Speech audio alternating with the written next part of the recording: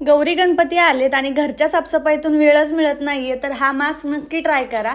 त्या अगोदर आज सकाळ सकाळी बघा ह्यांनी मला कसं घाबरवले. आणि हो, नवऱ्यासाठी मी मॅगी बनवतीये कारण त्यांना मॅगीच खायची होती. नाहीतर म्हणताल बाबा लव्ह मॅरेजवाल्या मॅगी बनवून देतात का काय. रोजच्या धावपळीत चेहरा इतका डल झाला होता ना आणि थोडेफार पिंपल्स पण येत होते, तर मी हा मास्क ट्राय करते नेहमी. त्यासाठी आपल्याला लागणार आहे बेसन, राईस फ्लोअर, चंदन पावडर आणि एकदम थोडीशी हळद. हळद ही मी एकदम थोडी घेते कारण मला त्याची थोडी रिॲक्शन होते. कुठलाही मास्क लावण्याआधी सगळ्यात आधी तुम्ही आपला फेस वॉश करून घ्या आणि त्यानंतरच कुठलाही मास्क अप्लाय करा. ह्यामध्ये तुम्ही दूध किंवा पाणीही मिक्स करू शकता. मी पाणीच मिक्स करते कारण आता सध्या पावसाळ्याचे दिवस चालू आहेत आणि या दिवसामध्ये चेहरा जास्तच ऑइली होतो आणि दूध लावल्यावर माझा चेहरा जास्तच आणखीच ऑइली होतो. 10-15 मिनटं ठेवायचं आणि नंतर वॉश करायचं, तर ग्लो तुम्ही बघू शकता कसा आलेला आहे.